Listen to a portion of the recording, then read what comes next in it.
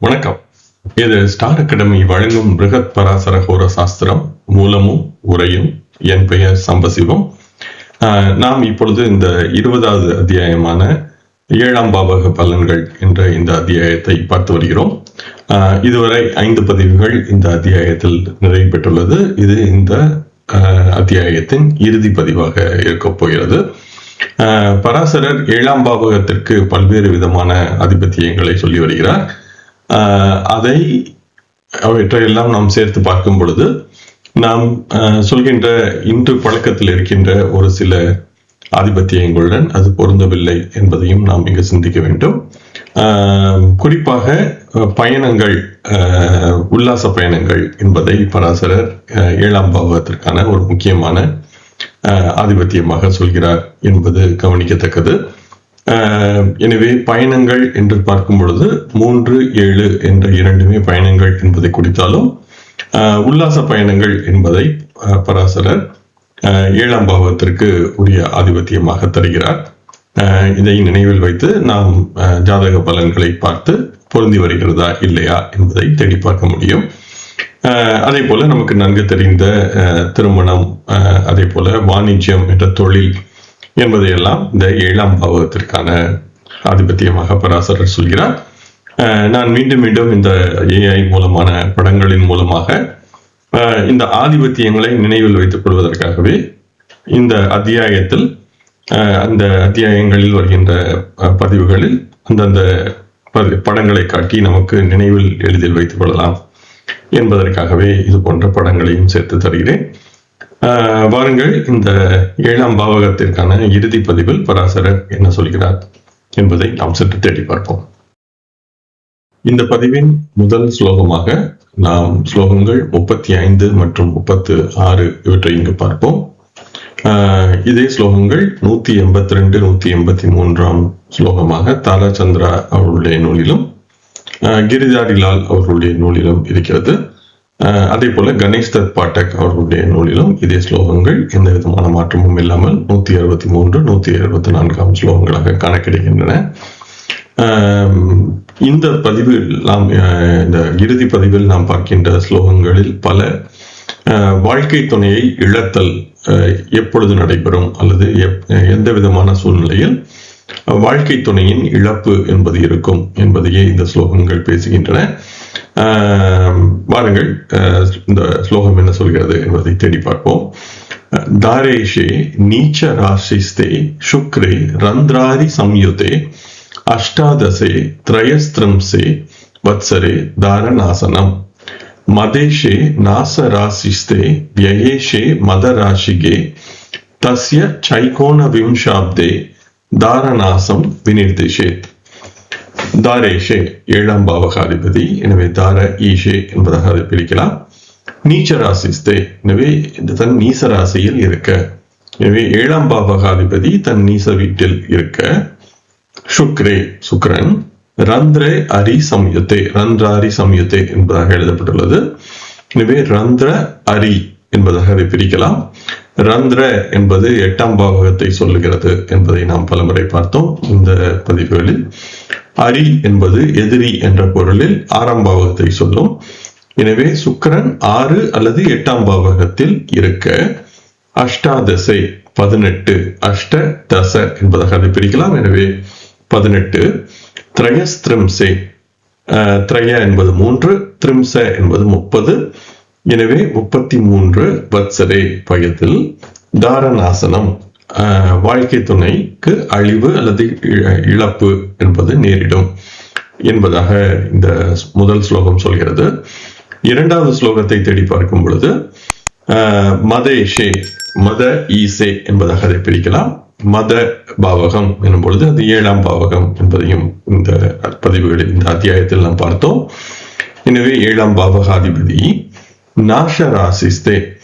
இந்த நாச என்ற சொல்லுக்கு பல்வேறு விதமான பொருள் இருக்கும். சில பேர் இது நீசரம் என்பதாகவும் இதை பொருள் கொண்டு தன்னுடைய நீச வீட்டில் இருக்க என்பதாகவும் சிலர் பொருள் கொள்ளலாம். ஆனால் பலராலும் ஏற்றுக்கொள்ளப்பட்ட பொருள் என்பது இந்த நாசராசி என்பது 8ஆம் பாவகம் என்பதாக பொருள் கொள்ளலாம். எனவே இந்த 7ஆம் பாவகாதிபதி 8ஆம் பாவகத்தில் இருக்க நாஷ ராசிஸ்தே என்பதால் நான் ராசி என்பதாகவும் எழுதியிருக்கிறேன். ஆனால் பல முறை நான் சொல்வது போல இந்த அத்தியாயத்தில் பல இடங்களில், இந்த அத்தியாயம் மட்டுமல்லாமல் இந்த பாவகங்கள் பற்றிய அத்தியாயத்தில் ராசி என்பதையும் பாவகம் என்பதையும் பல இடங்களில் இந்த ஸ்லோகங்கள் வேறுபட்டு காட்டுகின்றன. ஆனால் அந்த தெளிவான புரிதல் என்பது நாம் தேடி பார்க்க வேண்டும் என்பதாக நான் சொல்லியிருந்தேன். எனவே நாஷ ராசிஸ்தே என்பதை 8ஆம் பாவகத்தில் என்று புரிந்து கொள்வதே சரியானதாக இருக்கும். ஆனால் ஸ்லோகம் ராசி என்றே சொல்கிறது. விய ஈஷே 12ஆம் பாவகாதிபதி மத ராசிகே, மத பாவகம் எனும் பொழுது அது 7ஆம் பாவகம் என்று நாம் பார்த்தோம். எனவே 7ஆம் பாவகத்தில் இருக்க தஸ்ய அவருடைய சைகோண விம்சாப்தே என்பதாக எழுதப்பட்டுள்ளது. அதை ஏகோண விம்சாப்தே என்பதாக பிரிக்கலாம். அந்த ஏகோண என்பதையும் ஏக ஊன என்பதாக பிரிக்கலாம். எனவே ஏக ஊன என்றால் 1 குறைதல், விம்ச என்பது 20. எனவே 20லிருந்து 1 குறைய 19ஆம் வயதில் தாரணாசம் வாழ்க்கை துணையின் இழப்பு வினிர்திஷேத் சொல்லப்பட வேண்டும் என்பதாக இந்த 2வது ஸ்லோகம் சொல்கிறது. எனவே இந்த முதல் ஸ்லோகத்தை பார்க்கும் பொழுது 7ஆம் பாவகாதிபதி நீசமடைந்திருக்க வேண்டும், சுக்கிரன் 6 அல்லது 8ஆம் பாவகத்தில் சென்றிருக்க வேண்டும். எனவே இதை எளிதாக நினைவில் வைத்துக் கொள்ளலாம். எனவே 7ஆம் பாவகாதிபதி நீசம் அடைந்து சுக்கிரன் 6 அல்லது 8ஆம் பாவகங்களில் இருக்க, இது ராசியில் இல்லை பாவகம் என்று புரிந்து கொள்வதே சரியானதாக இருக்கும். அதே போல இது ராசி சக்கரத்தில் மட்டும் பார்க்காமல் நவாம்சத்திலும் இதை நிச்சயம் பார்த்து உறுதி செய்ய வேண்டும். சென்ற பதிவில் நான் விளக்கிய எடுத்துக்காட்டு ஜாதகங்களில் இந்த வயது என்பதை பற்றி பார்க்கும் பொழுது அந்த விதிகள் பெரும்பாலும் நவாம்சத்திற்கே பொருந்துகின்றன என்பதையும் நாம் பார்த்தோம். உங்களுக்கு தெரிந்த ஜாதகங்களில் இதை பயன்படுத்தி பார்த்து இந்த புரிதல் சரியாக இருக்கிறதா இல்லையா என்பதையும் நீங்கள் தேடி பாருங்கள். எனவே சுக்கிரன் 6 அல்லது 8ஆம் பாவகத்தில் இருக்க 7ஆம் பாவகாதிபதி நீசம் அடைந்திருந்தால் அவருடைய 18 அல்லது 33ஆம் வயதில் வாழ்க்கை துணையை இழக்க நேரிடும். எனவே இப்பொழுது 18 என்று பார்க்கும் பொழுது இந்த வளர் லக்னம் என்பது 6வது பாவகத்தில் சென்று கொண்டிருக்கும். எனவே 18 எனும் பொழுது 12 வரை 12 பாவங்கள் முடிந்திருக்கும், அல்லது 12 ராசிகள் முடிந்திருக்கும். மீண்டும் லக்னத்திலிருந்து துவங்கி செல்லும் பொழுது இன்னொரு 6 என்று சேர்க்கும் பொழுது அவருக்கு 6ஆம் பாவகத்தில் வளர் லக்னம் இருக்கும் பொழுது வாழ்க்கை துணையின் இழப்பு என்பது நேரிடும். இது போல இருந்தால், அப்படி இல்லையெனில் 33ஆம் வயதில் என்பதாக ஸ்லோகம் சொல்கிறது. எனவே 33 என்று சிந்திக்கும் பொழுது அவருடைய 10ஆம் பாவகத்தில் செல்லும். எனவே 24 வரை அவருடைய 9ஆம் பாவகத்தில் இந்த வளர் லக்னம் என்பது செல்லும் பொழுது வாழ்க்கை துணையின் இழப்பு என்பது நேரிடும் என்பதாக இதை புரிந்து கொள்ளலாம். ஆனால் இந்த பாவகத்தில் அல்லது இந்த ராசியில் வளர் லக்னம் செல்லும் பொழுது ஏன் இது போன்ற பலன்கள் நடக்கிறது என்பதற்கு நாம் பல்வேறு விதமான ஜாதகங்களை ஒரு சேர வைத்து இந்த விதிகளை புரிந்து கொள்வது மிகவும் இன்றியமையாதது. எனவே ஏன் இந்த ஒரு குறிப்பிட்ட வயதில் 6 அல்லது 9ஆம் பாவகம் வாழ்க்கை துணையின் இழப்பு என்பது நேரிடும் என்பதை புரிந்து கொள்வது சற்றே கடினமானது. எனவே நான் ஏற்கனவே சொன்னது போல எனக்கு இது பற்றிய புரிதல் என்பது இன்னும் முழுமையாக இல்லை. தொடர்ந்து தேடிக்கொண்டிருக்கிறேன். எனவே இதை பற்றி மேலும் மேலும் ஆராய்ந்தால் மட்டுமே இந்த ஸ்லோகங்களின் அடிப்படை விதிகள் என்ன, எந்த அடிப்படையில் இந்த வயது என்பது சொல்லப்படுகிறது என்பதை நாம் புரிந்து கொள்ள முடியும். இதற்கு நீண்ட ஆராய்ச்சி என்பது தேவைப்படும். அதைத் தொடர்ந்து அந்த 2வது ஸ்லோகம் என்ன சொல்கிறது என்று பார்த்தால், 7ஆம் பாவகாதிபதி 8ஆம் பாவகத்தில் இருக்க 12ஆம் பாவகாதிபதி 7ஆம் பாவகத்தில் இருக்கும் பொழுது அவருடைய 19ஆம் வயதில் வாழ்க்கை துணையின் இழப்பு என்பது சொல்லப்பட வேண்டும். 19 என்று சொல்லும் பொழுது அந்த வளர் லக்னம் என்பது 7வது பாவகத்தில் இருக்கும். எனவே 7ஆம் பாவகத்தில் வளர் லக்னம் இருக்கும் பொழுது வாழ்க்கை துணையின் இழப்பு என்பது சொல்லப்பட வேண்டும். இது 7ஆம் பாவகாதிபதி 8இல் இருக்க 12ஆம் பாவகாதிபதி 7ஆம் ராசியில் இருக்கும் பொழுது இது போன்ற ஒரு பலன் என்பதாக இந்த ஸ்லோகம் சொல்கிறது. இதையும் நாம் ஜாதகங்களில் தேடி பார்த்தால் இந்த ஸ்லோகங்களின் உண்மைத்தன்மையும் அதே போல பல்வேறு ஜாதகங்களை ஒரு சேர ஆராயும் பொழுது ஏன் இந்த குறிப்பிட்ட வயது என்பது பற்றியும் நாம் தொடர்ந்து ஆராய முடியும். தொடர்ந்து நாம் ஸ்லோகங்கள் 37 மற்றும் 38 பார்ப்போம். இதே ஸ்லோகங்கள் பெரிய மாற்றம் எதுவும் இன்றி தாரா சந்திரா, கிரிதாரி லால், கணேஷ் தத் பாட்டக், தேவச்சந்திர ஜா போன்றவர்களுடைய நூல்களில், அதே போல சந்தானம் போன்றவர்களுடைய நூல்களில் எந்தவித பெரிய மாற்றமும் இன்றி காண கிடைக்கின்றன. குடும்பஸ்தானகோ ராகு கலத்ரே பௌம சம்யுதே பாணிகிரஹேச்ச த்ரீதினே ஷர்பதஷ்டே வதும் மிருதிஹி ரந்திரஸ்தானகதே சுக்ரே ததீஷே ஷௌரி ராஷியே துவாதசை கோணவிம்சே தாரணாசம் விநிர்திஷே. குடும்பஸ்தான என்னும் பொழுது இது 2ஆம் பாவகம் என்பதை சொல்லும். எனவே இதை நம்மில் பலருக்கு நன்கு தெரிந்த ஒன்றுதான். எனவே 2ஆம் பாவகத்தில் கோ ராகு, க என்ற சொல் செல்கின்ற என்ற பொருளில் இருக்கும். எனவே ராகு சென்றிருக்கும் பொழுது களத்ரே 7ஆம் பாவகத்தில் பௌம சம்யுதே செவ்வாய் சேர்ந்திருக்க. எனவே 7இல் செவ்வாய் என்பொழுது அந்த செவ்வாய் மரணக்காரக அவஸ்தையில் இருக்கும். எனவே களத்திரே பௌம சம்யுதே 7இல் செவ்வாய் இருக்க, பாணி கிரகேச்ச, பாணி கிரகணம் என்று சொல்லப்படுகின்ற திருமணத்திலிருந்து திருமணமான உடனேயே 3 தினே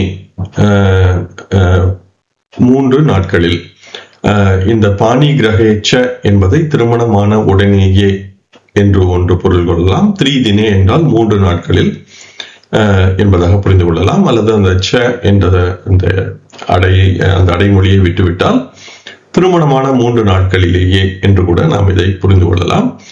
ஷர்ப தஷ்டே, சர்ப்ப என்பது பாம்பு, தஷ்ட என்பது தீண்டுதல். எனவே பாம்பு தீண்டி அல்லது கடித்து. வது மிருதிஹி, வது என்பது மனைவி அல்லது வாழ்க்கை துணை என்பதாக புரிந்து கொள்ளலாம். மிருதிஹி என்றால் அந்த வாழ்க்கை துணையை இழக்க நேரிடும் என்பதாக, அல்லது வாழ்க்கை துணை இறந்து விடுவார் என்பதாக அந்த ஸ்லோகம் சொல்கிறது. 2வது ஸ்லோகத்தை பார்க்கும் பொழுது ரந்திரஸ்தான கதே, ரந்திரஸ்தான என்பது 8ஆம் பாவகம், கதே சுக்ரே, சுக்கிரன் அங்கு 8ஆம் பாவகத்தில் இருந்து, ததீஷே அந்த சுக்கிரன் இருக்கின்ற வீட்டின் அதிபதி, அந்த 8ஆம் பாவக அதிபதி, ஷௌரி ராசிகே, ஷௌரி என்பது அது சனியை சொல்லும். எனவே சனியின் ராசிகளில் இருக்க, துவாதசே 12 என்று பொருள் வரும். ஏகோண விம்சே அப்தே, ஏக ஊன, அந்த ஏகோண என்பதை ஏக ஊன என்று பொருள் கொண்டு 20லிருந்து 1 குறைய 19ஆம் வயதில் தாரணாசம் வாழ்க்கை துணையின் இழப்பு விநிர்திஷேத் சொல்லப்பட வேண்டும்.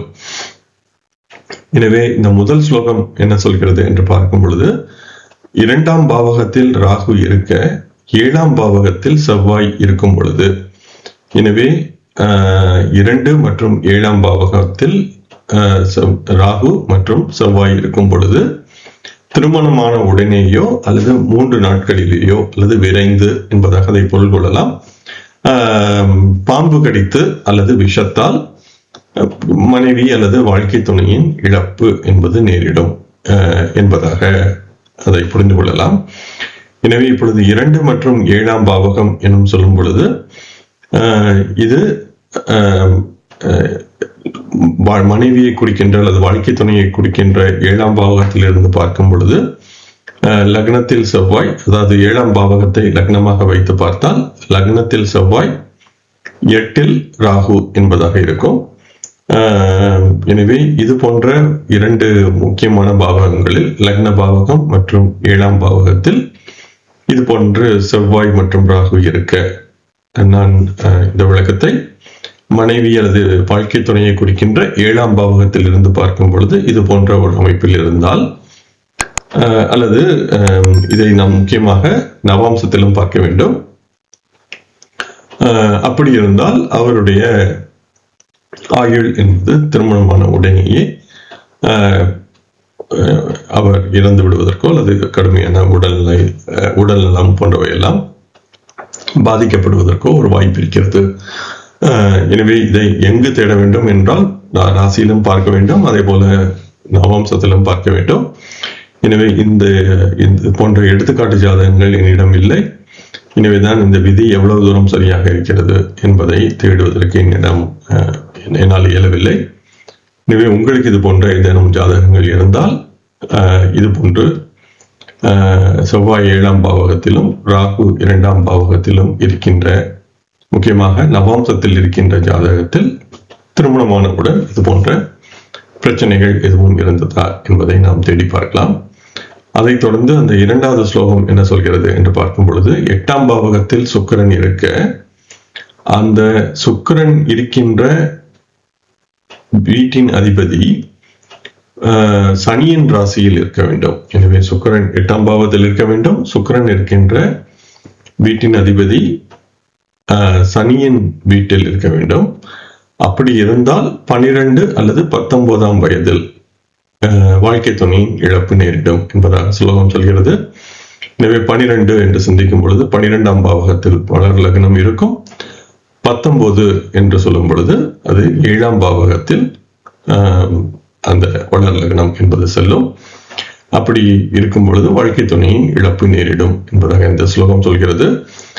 எனவே இதை 12உடன் நாம் தொடர்ந்து 12 என்று கூட்டிக் கொண்டு சென்று அந்தந்த வயதில் பார்க்கலாம். எனவே 12, 24, 36 என்பதாக சிந்திக்கலாம். அதே போல 19, 31, அதே போல 45 என்பதாகவும் அந்த 12 என்று கூட்டி சென்று அந்த குறிப்பிட்ட வயதில் வாழ்க்கை துணையின் இழப்பு நேரிட வாய்ப்பு இருக்கிறது என்பதாக இதை சிந்திக்கலாம். தொடர்ந்து நாம் ஸ்லோகம் 39 பார்ப்போம். இதே ஸ்லோகம் தாராச்சந்திரா, கிரிதாரிலால், கணேஷ் தத்வாட்டக், தேவச்சந்திரஜா போன்றவர்களுடைய நூல்களில் எந்த விதமான பெரிய மாற்றமும் இன்றி காண கிடைக்கிறது. லக்னேஷே நீச்ச ராசிஸ்தே தனேஷே நிதனம் கதே த்ரயோதசே து சம்பிராப்தே கலத்ரஸ்ய மிருதிர் பவேத். லக்னேஷே லக்னாதிபதி, நீச்சராசிஸ்தே தன் நீசராசியில் இருக்க, தனேஷே 2ஆம் பாவகாதிபதி, தன ஈஷே என்பதாக பிரிக்கலாம். நிதனம் கதே, நிதனம் என்ற சொல்லுக்கும் 8ஆம் பாவகம் என்ற பொருள் வரும். எனவே 8ஆம் பாவகத்தில் இருந்தால், த்ரயோதசே து, த்ரய என்பது 3, தச என்பது 10, எனவே 13ஆம் வயதில், சம்பிராப்தே என்றால் கிடைக்கப்பெறும் என்பதான பொருள் வரும். பிராப்த என்ற சொல்லுக்கு பெறுதல் என்ற பொருள் வரும், அல்லது கிடைக்கும் என்ற பொருள் வரும். சம்பிராப்த என்றால் நிச்சயமாக கிடைக்கப்பெறும் என்பதாக பொருள் கொள்ளலாம். கலத்ரஸ்ய வாழ்க்கை துணையின் மிருதிர் பவேத் இறப்பு அல்லது அவருக்கு உடல்நிலை குறைபாடு அல்லது ஏதேனும் ஒரு காண்டம் போன்றவை நிகழும் என்பதாக இந்த ஸ்லோகம் சொல்கிறது. எனவே லக்னாதிபதி தன் நீசராசியில் இருக்க, 2ஆம் பாவகாதிபதி 8ஆம் பாவகத்தில் இருந்தால், 13ஆம் வயதில் 13 என்று சொல்லும் பொழுது அது லக்னத்தில் அந்த வளர் லக்னம் என்பது இருக்கும். எனவே 12 ராசிகள் முடிந்து மீண்டும் லக்ன பாவகம் இருக்கின்ற ராசியில் வளர் லக்னம் செல்லும் பொழுது வாழ்க்கை துணையின் இறப்பு அல்லது கண்டம் நிகழும் என்பதாக இந்த ஸ்லோகம் சொல்கிறது. இதையும் லக்னாதிபதி தன் நீசராசியில் இருக்க என்று சிந்திக்கும் பொழுது நாம் வாழ்க்கை துணையை குறிக்கின்ற 7ஆம் பாவகத்தில் இருந்து பார்த்தால் 7ஆம் அதிபதி நீசத்தில் இருக்கும். அதே போல 2ஆம் பாவகாதிபதி 8ஆம் பாவகத்தில் இருக்கிறது என்பதால் 8ஆம் பாவகாதிபதி 2ஆம் பாவகத்தில் இருக்கும் வாழ்க்கை துணையை அடிப்படையாக வைத்து பார்த்தால். எனவே நவம்சத்தில் பார்க்கிறோம் என்றால் லக்னத்திற்கு 7ஆம் பாவகம் வாழ்க்கை துணையை சொல்லும். எனவே வாழ்க்கை துணையை சொல்கின்ற பாவகத்தை நாம் லக்னமாக வைத்து பார்த்தால் 8ஆம் அதிபதி 2இல் இருக்கும், 7ஆம் அதிபதி நீசமாக இருக்கும். எனவே அது போன்ற ஒரு அமைப்பு இருந்தால் அந்த வாழ்க்கை துணையின் அடிப்படையாக வைத்து பார்க்கும் பொழுது 7ஆம் பாவகத்தில் வளர் லக்னம் இருக்கும் பொழுது வாழ்க்கை துணையின் இறப்பு, அவருடைய அந்த வாழ்க்கை துணையினுடைய இறப்பு அல்லது கண்டம் நடக்கும் என்பதாக இதை புரிந்து கொள்ளலாம். எனவே இதை நீங்கள் லக்னத்திலிருந்து பார்க்காமல் அதன் 7ஆம் பாவகத்தில் இருந்து பார்த்தால் இந்த ஸ்லோகம் சொல்ல வருகின்ற விளக்கம் என்பது எளிதாக புரியும். எனவே நீங்கள் லக்னத்தை அடிப்படையாக வைத்து பார்த்தால் ஏன் லக்னாதிபதி நீசமாக இருந்தால் இது போன்று நடக்கும் என்பதற்கான கேள்விக்கு எளிதாக பதில் கிடைக்காது.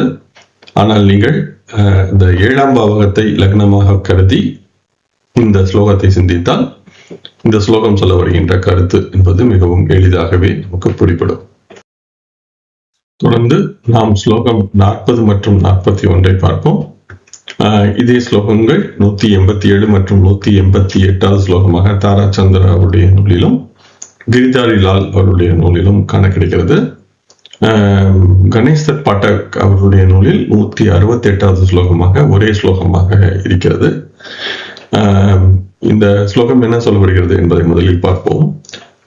சுக்ராஜாமித்ரகே சந்திரே சந்திராஜாமித்ரகே புதே ரந்திரேஷே சுதபாவஸ்தே பிரதமம் தசமாப்திகம் துவாவிம்சே ச த்விதீயம் ச த்ரயஸ்த்ரிம்சே த்ரிதீயகம் விவாகம் லபதே மர்த்யோ ந அத்ர காரிய விசாரணா. சுக்ராத், சுக்கிரனில் இருந்து, இந்த ஆத் என்பது வரும் பொழுது இருந்து என்ற பொருள் வரும் என்பதை பார்த்தோம். எனவே சுக்கிரனில் இருந்து ஜாமித்ரகே சந்திரே, ஜாமித்ர என்னும் பொழுது அது 7ஆம் பாவகத்தை சொல்லும். எனவே சுக்கிரனில் இருந்து 7ஆம் பாவகத்தில் சந்திரன், சந்திராத் சந்திரனில் இருந்து ஜாமித்ரகே புதே 7ஆம் பாவகத்தில் புதன், ரந்திரேஷே ரந்திர ஈஷே 8ஆம் பாவகாதிபதி, சுதபாவஸ்தே 5ஆம் பாவகத்தில் இருக்க, சுதபாவகம், சுத என்பது பிள்ளை என்ற பொருளில் 5ஆம் பாவத்தை சொல்லும். அப்படி இருந்தால் பிரதமம் முதல் திருமணம், இது திருமணம் என்பது அந்த பிரதமம் என்பதில் இல்லை, முதலாவதாக என்பதாகவே அதை பொருள் கொள்ள வேண்டும். ஆனால் இந்த பிறகு வருகின்ற சொற்கள் திருமணம் என்பதை இந்த 4வது வரியை பார்க்கும் பொழுது விவாகம் என்பதாக சொல்லப்படுவதால் இந்த பிரதமம் என்பது முதல் திருமணம் என்பதாக அதை புரிந்து கொள்ள வேண்டும். தசம ஆப்திகம் அல்லது தசம் ஆப்திகம் என்பதாக அதை பிரிக்கலாம். ஆப்திக என்றால் வயது என்பதை சொல்லும். தசமாப்திகம் என்றால் 10 வயதில் முதல் திருமணம் என்பதாக அந்த முதல் ஸ்லோகம் சொல்கிறது. 2வது ஸ்லோகத்தை பார்க்கும் பொழுது துவா விம்சே, துவா என்பது 2, விம்ச என்பது 20. எனவே 22வது வயதில் த்விதீயம் ச, த்விதீயம் என்றால் 2வது என்ற பொருள் வரும். எனவே 2வது திருமணம் 22வது வயதில் நடக்கும். த்ரயஸ்த்ரிம்சே, த்ரய என்பது 3, த்ரிம்சே என்பது 30. எனவே 33ஆம் வயதில் திருத்தீயக்கம், திருத்தீயக்கம் என்றால் 3வது திருமணம், திருத்தீயம் மன்னிக்கவும், திருத்தீயக்கம் விவாகம் என்பதால் 3வது திருமணம். லபத்தே மர்த்யோ, மர்த்ய என்ற அந்த சொல்லுக்கு மனிதர் என்ற பொருள் வரும் அல்லது உயிர் என்ற பொருள் வரும். லபத்தே என்றால் பெறுகின்ற என்பதால் அது பெரும் மனிதர். நா அத்ர காரிய விசாரணா, வேறு எந்த விதமான ஆய்வும் தேவையில்லை அல்லது வேறு எதையும் சிந்திக்க வேண்டிய தேவையில்லை. இது போல இருந்தால் இது போன்ற பலன் நிச்சயம் நடக்கும், அதை பற்றி மற்ற ஆய்வுகள் எதுவும் தேவையில்லை என்பதாக இந்த ஸ்லோகம் சொல்கிறது. எனவே நான் பலமுறை சொல்வது போல பிருகத்பராசர சாஸ்திரத்தில் மிகவும் குறைவான விதிகளிலேயே இந்த நாத்திர காரிய விசாரணா அல்லது நாத்திர சம்சயக என்பது போன்ற விளக்கங்கள் சொல்லப்படுகின்றன. எனவே மற்ற விதிகளை இதுவரை இந்த பதிவில் நாம் பார்த்த மற்ற எந்த விதமான ஸ்லோகத்திற்கும் இந்த நாத்திர காரிய விசாரணா என்பது சொல்லப்படவில்லை. எனவே அதெல்லாம் ஒரு வாய்ப்பு, இப்படி இருந்தால் இப்படி இருக்க ஒரு வாய்ப்பு இருக்கிறது என்பதாக புரிந்து கொள்ளலாம். ஆனால் இது போன்ற விளக்கங்கள் இருந்தால் வேறு சிந்தனை எதுவும் தேவையில்லை, நேரடியாக பலன் சொல்லலாம் என்பதாக இந்த ஸ்லோகம் சொல்கிறது. எனவே இது சற்றே முக்கியமான ஒரு ஸ்லோகமாகும். எனவே இந்த ஸ்லோகம் என்ன சொல்ல வருகிறது என்று சிந்திக்கும் பொழுது, சுக்கிரனில் இருந்து 7ஆம் பாவகத்தில் சந்திரன் இருக்க வேண்டும், சந்திரனில் இருந்து 7ஆம் பாவகத்தில் புதன் இருக்க வேண்டும். அப்படி இருந்தால் இதை நான் ஏற்கனவே பலமுறை இது பற்றி விளக்கி இருக்கிறேன். நேரடியாக சுக்கிரன் மற்றும் புதன் இணைந்து சந்திரனுக்கு 7இல் இருந்தால் என்பதாக இதை நீங்கள் புரிந்து கொள்ளக்கூடாது. அதுதான் ஸ்லோகம் சொல்ல வருவது. அப்படி இருக்கலாம். ஆனால் நீங்கள் சுக்கிரனை நடுவாக வைத்து பாவக சக்கரம் வரைந்து அதில் 7இல் சந்திரன் இருக்க வேண்டும். அதே போல சந்திரனை நடுவாக வைத்த பாவக சக்கரத்தில் 7இல் புதன் இருக்க வேண்டும். எனவே சுக்கிரனும் புதனும் ஒரே பாவகத்திலோ அல்லது ஒரே ராசியிலோ இருக்க வேண்டிய தேவையில்லை. ஆனால் நீங்கள் இந்த கிரகத்தை மையமாக வைத்து வரையும் பொழுது வெவ்வேறு ராசியில் இருந்தால் கூட இந்த விதி பொருந்துவதற்கு வாய்ப்பு இருக்கிறது. எனவே இதை பாவக சக்கரத்தில் அந்தந்த கிரகத்தை மையமாக வைத்து 7ஆம் பாவகத்தில் இது போன்று இருக்கிறதா. எனவே சுக்கிரனுக்கு 7ல் சந்திரன் இருக்க வேண்டும், சந்திரனுக்கு 7ல் புதன் இருக்க வேண்டும். பராசரர் நேரடியாக சுக்கிரன் புதன் இணைந்து சந்திரனுக்கு 7ல் என்பதாக சொல்லவில்லை என்பதை நீங்கள் மிகவும் முக்கியமாக கருத்தில் கொள்ள வேண்டும். அப்படி இருக்கும் பொழுது 8ஆம் பாவகாதிபதி 5ஆம் பாவகத்தில் இருக்க, எனவே இந்த 3 நிபந்தனைகள் பொருந்த வேண்டும். அப்படி இருந்தால் முதல் திருமணம் 10 வயதில் நடக்கும். 10 வயது எனும் பொழுது வளர் லக்னம் 10வது பாவகத்தில் சென்று கொண்டிருக்கும், 10வது ராசியில் சென்று கொண்டிருக்கும். 2வது திருமணம் 22வது வயதில் நடக்கும். 22 என்று சிந்திக்கும் பொழுது மீண்டும் 10வது பாவகத்தில் அந்த வளர் லக்னம் செல்லும். 3வது திருமணம் 33ஆம் வயது என்பதாக சொல்லப்படுகிறது. 33 என்று சிந்திக்கும் பொழுது 24 முடிந்து 7ஆம் பாவகத்தில் 2 சுற்று முடிந்து 3வது சுற்று என்பது 7ஆம் பாவகம். 10க்கு 10ஆன 7ஆம் பாவகத்தில் வளர் லக்னம் செல்லும் பொழுது 3வது திருமணம் நடக்கும். எனவே 2 திருமணங்கள் 10ஆம் பாவகத்தில் செல்லும் பொழுதும் 3வது திருமணம் 10க்கு 10ஆன 7ஆம் பாவகத்தில் செல்லும் பொழுதும் நடக்கும் என்பதாக இந்த ஸ்லோகம் சொல்கிறது. அதற்கு மேல் இந்த பலனை உறுதி செய்ய வேறு எந்த விதமான ஆய்வும் தேவையில்லை. நேரடியாகவே இந்த பலனை நாம் உறுதி செய்யலாம் என்பதாக இந்த 3 திருமணங்கள் எப்பொழுது நடக்கும் என்பதற்கான விதி சொல்கிறது. இதில் முக்கியமாக நாம் பார்க்க வேண்டியது, இது இருந்தால் மட்டுமே 3 திருமணம் என்பதாக சொல்லப்படவில்லை. ஆனால் இப்படி இருந்தால் நிச்சயம் 3 திருமணம் நடக்கும் என்பதாகவே இந்த ஸ்லோகம் சொல்கிறது. நான் என்னிடம் இருந்த 3 திருமணங்கள் நடந்த ஜாதகத்தை இந்த ஸ்லோகம் பொருந்துகிறதா என்பதை பார்த்தேன். இந்த முதல் 2 விதிகள் பொருந்துகின்றன. ஆனால் இந்த 3வது விதியான 8ஆம் பாவகாதிபதி 5ஆம் பாவகத்தில் இருக்க என்பது பொருந்தவில்லை. ஆனால் அந்த 8ஆம் பாவகாதிபதிக்கு இந்த 5ஆம் பாவகத்தில் இல்லாமல் மற்ற பாவங்கள், குறிப்பாக லக்ன பாவகம் அல்லது 9ஆம் பாவகம் என்ற திரிகோண பாவகங்களில் தொடர்பு வருகிறது. ஆனால் பராசரர் இந்த ஸ்லோகத்தில் சுத்தபாவஸ்தை என்று நேரடியாக சொல்வதால் இந்த திரிகோண பாவகங்களில் இந்த 8ஆம் அதிபதியின் தொடர்பு என்பது மட்டும் அந்த ஸ்லோகங்களில் அந்த ஜாதகங்களில் பொருந்தவில்லை. ஆனால் இந்த முதல் 2 விதிகள், சுக்கிரனுக்கு 7ல் சந்திரன், சந்திரனுக்கு 7ல் புதன் என்பது பொருந்துகிறது. எனவே இந்த விதி சரியாக இதே போன்று இருக்கின்ற விளக்கங்கள் இல்லை. அதே போல மற்ற 3 திருமணங்கள் என்று இருக்கின்ற ஜாதகங்களில் வேறு விதமான கிரக அமைப்புகளும் இருக்கின்றன. எனவே இந்த ஸ்லோகம் இப்படி இருந்தால் வேறு எந்த விதமான ஆய்வும் தேவையில்லை, 3 திருமணங்கள் என்பதை உறுதி செய்யலாம். ஆனால் 3 திருமணங்கள் நடக்க இந்த விதியை தவிர வேறு எதுவும் வாய்ப்பில்லை என்பதாக சொல்லவில்லை. எனவே இதை சற்றே புரிந்து கொள்வது இன்றியமையாதது. ஆனால் இது சற்றே முக்கியமான விதி. ஏனெனில் இந்த ஸ்லோகம் நாத்திரகாரிய விசாரணா என்பதாக சொல்லி இருக்கிறது. எனவே உங்களுக்கு இது போன்று எடுத்துக்காட்டு ஜாதகங்கள் ஏதேனும் கிடைத்தால் பகிருங்கள். நாம் அனைவரும் சேர்ந்து இது போன்ற திருமணங்கள் நடந்திருக்கிறதா இல்லையா என்பதை ஆராய முடியும். இந்த பதிவின் இறுதி ஸ்லோகமாக ஸ்லோகம் 42 கிரீஷன் சர்மா அவருடைய நூலில் இருந்து 42வது ஸ்லோகத்தை பார்ப்போம். இதே ஸ்லோகம் தேவச்சந்திரஜா அவர்களுடைய நூலின் 40வது ஸ்லோகமாக இருக்கிறது. ஆனால் இதனுடைய வடிவம் என்பது சற்றே மாறுபட்டிருக்கிறது. அதனாலதான் அந்த ஸ்லோகத்தை தந்திருக்கிறேன். ஆனால் தாராச்சந்திரா, கிரிதாரிலால், கணேஷ் தத் பாட்டக் போன்றவர்களுடைய நூலில் இந்த ஸ்லோகம் இல்லை. எனவே இது கிரீஷன் சர்மா அவருடைய நூலில் இருக்கிறது. அதே போல தேவச்சந்திரஜா அவருடைய நூலில் சற்றே மாறுபட்ட வடிவத்தில் இருக்கிறது. ஷஷ்டேச்ச பவனே பௌமக சப்தமே ராகு சம்ஸ்திதிஹி அஷ்டமே ச யதா சௌரீஸ்தஸ்ய பாரியாஹ ந ஜீவதி யஸ்ய ஜன்மனி ஷஷ்டஸ்தஹ குஜோ ராஹுஹு கலத்ரஹ சூரியபுத்ரோ அஷ்டமஸ்தச்சேஜாயா தஸ்ய ந ஜீவதி. ஷஷ்டேச்ச பவனே.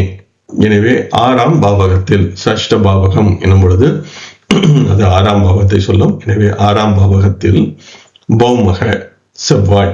எனவே 6ஆம் பாவகத்தில் செவ்வாய். சப்தமே 7ஆம் பாவகத்தில் ராகு சம்ஸ்திதிகி, ராகு இருக்க.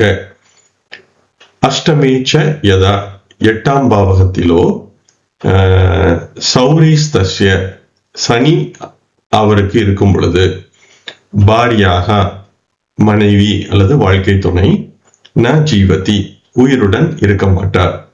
இதை நீண்ட நாட்கள் உயிருடன் இருக்க மாட்டார் என்பதாக இதை புரிந்து கொள்ளலாம். அடுத்து அந்த தேவச்சந்திர அவருடைய ஸ்லோகம் என்ன சொல்கிறது என்று பார்க்கும் பொழுது, யஸ்ய ஜன்மணி, எந்த ஒரு ஜாதகத்தில், ஜன்மணி என்பதை பிறப்பில் என்பதாக புரிந்து கொள்ளலாம். எனவே எந்த ஒரு ஜாதகத்தில் ஷஷ்டஸ்தக குஜோ 6ஆம் பாவகத்தில் செவ்வாய், ராகு களத்ரக, ராகு 7ஆம் பாவகத்தில், சூரியபுத்ரோ, சூரியபுத்ரோ என்பது சனியை சொல்லும். அஷ்டமஸ்தஸ் சேத் 8ஆம் பாவகத்தில் இருக்க. ஜாயா தஸ்ய, ஜாயா என்பது மனைவியை சொல்லும் அல்லது வாழ்க்கை துணை என்பதாக புரிந்து கொள்ளலாம். தஸ்ய அவருடைய, ந ஜீவதி உயிருடன் இருக்க மாட்டார், நீண்ட நாட்கள் அவர் உயிருடன் இருக்க மாட்டார் என்பதாக இந்த ஸ்லோகம் சொல்கிறது. எனவே இந்த ஸ்லோகம் சொல்ல வருகின்ற கருத்து என்பதை பார்க்கும் பொழுது 6, 7, 8ஆம் பாவகத்தில் பாவர்கள் இருக்க என்பதாக இதை புரிந்து கொள்ளலாம். எனவே இதை மனைவி அல்லது கணவனை சொல்கின்ற 7ஆம் பாவகத்தை அடிப்படையாக வைத்து பார்க்கும் பொழுது 12, 1, 2 என்று 3 பாவகங்களிலும் பாவர்கள் இருக்க என்பதாக அதை புரிந்து கொள்ளலாம். எனவே 6ஆம் பாவகத்தில் செவ்வாய், 7ஆம் பாவகத்தில் ராகு. எனவே 7இல் ராகு இருக்கும் பொழுது அதற்கு நேர் எதிரே கேதுவும் இருக்கும். அதே போல 8ஆம் பாவகத்தில் சனி என்னும் பொழுது அவருடைய மனைவி அல்லது வாழ்க்கை துணை நீண்ட நாட்கள் உயிருடன் இருக்க மாட்டார் என்பதாக இந்த ஸ்லோகம் சொல்கிறது. எனவே இதை ஜாதகரை வைத்து பார்க்கும் பொழுது 6, 7, 8ஆம் பாவகத்தில் இது போல செவ்வாய், ராகு, சனி என்று இருந்தாலோ, அல்லது வாழ்க்கை துணையின் 7ஆம் பாவகத்தை அடிப்படையாக வைத்து பார்க்கும் பொழுது 12, 1, 2 என்பதில் செவ்வாய், ராகு, சனி என்று இருந்தாலும் அவருடைய மனைவி அல்லது வாழ்க்கை துணை நீண்ட நாட்கள் உயிருடன் இருக்க மாட்டார். எனவே இது 6, 7, 8ஆம் பாவகத்தில் 3 பாவர்கள் இருத்தல். அதே போல அது லக்னத்தில் கேது இருக்கும் என்பதால் இந்த அமைப்பு அப்படி இருந்தால் மனைவிக்கு நீண்ட ஆயுள் அல்லது கணவனுக்கு நீண்ட ஆயுள் இருக்காது என்பதாக இந்த ஸ்லோகம் சொல்கிறது. இது ஒரு எளிதான ஸ்லோகம், ஆனால் இது இந்த 2 நூல்களில் மட்டுமே காண கிடைக்கிறது. எனவே இந்த 40வது ஸ்லோகத்துடன் அல்லது 42வது ஸ்லோகத்துடன் இந்த 7ஆம் பாவகம் பற்றிய இந்த அத்தியாயம் நிறைவு பெறுகிறது. இந்த பதிவில் நாம் பார்த்த ஸ்லோகங்கள் ஏற்கனவே நான் சொன்னது போல கணவன் அல்லது மனைவியின் ஆயுளை எப்படி கண்டுபிடிப்பது என்பது பற்றி பேசியிருந்தது. எனவே இந்த ஸ்லோகங்களில் பொதுவாக நாம் நவாம்சத்தில் இந்த விளக்கங்களை முக்கியமாக தேட வேண்டும். அதே போல இந்த ராசி மற்றும் பாவகம் என்பதற்கான விளக்கங்கள் மாறியிருப்பதை பார்க்க முடிகிறது. எனவே நாம் பலமுறை சொல்வது போல பாவகம் என்பது வேறு, ராசி என்பது வேறு. இந்த எண்ணிக்கை ஜாயா பாவகம், அஷ்டம பாவகம் என்பதையெல்லாம் நாம் பாவகத்தில் பார்க்க வேண்டும். நீச்ச ராசி, உச்ச ராசி, தன் சொந்த வீடு என்பதையெல்லாம் நாம் ராசியில் பார்க்க வேண்டும். எனவே இந்த பாவகம் மற்றும் ராசி என்பதில் இந்த மூலநூல் ஸ்லோகங்களில் கூட குழப்பங்கள் இருக்கின்றன என்பது என்னுடைய புரிதல். எனவே எதில் நாம் பாவகம் என்பதை தேட வேண்டும், எதில் ராசி என்பதை புரிந்து கொள்ள வேண்டும் என்பதையும் சற்றே உன்னிப்பாக நாம் கவனிக்க வேண்டும். அதே போல இந்த குறிப்பிட்ட வயது என்பது எப்படி சொல்லப்படுகிறது என்பது என்னுடைய பொறுத்தவரையில் இந்த சுதர்சன சக்கரம் என்ற சுதர்சன சக்கர தசையின் அடிப்படையில் வருகிறது என்பது என்னுடைய புரிதல். இது பற்றி தொடர்ந்து நாம் ஆராய்ந்தால் மட்டுமே இந்த வயது என்பது எப்படி வருகிறது அல்லது எப்படி சொல்லப்படுகிறது என்பதை நாம் சற்றே தெளிவாக புரிந்து கொள்ளலாம். எனவே இது பற்றி ஆராய்வதற்கு நிறைய எடுத்துக்காட்டு ஜாதகங்கள் தேவை. எனவே ஜாதகங்களை வைத்து ஆராய்ந்தால் மட்டுமே இந்த வயது என்பது என்ன சொல்ல வருகிறது அல்லது எப்படி சொல்லப்படுகிறது என்பதை நாம் புரிந்து கொள்ள முடியும்.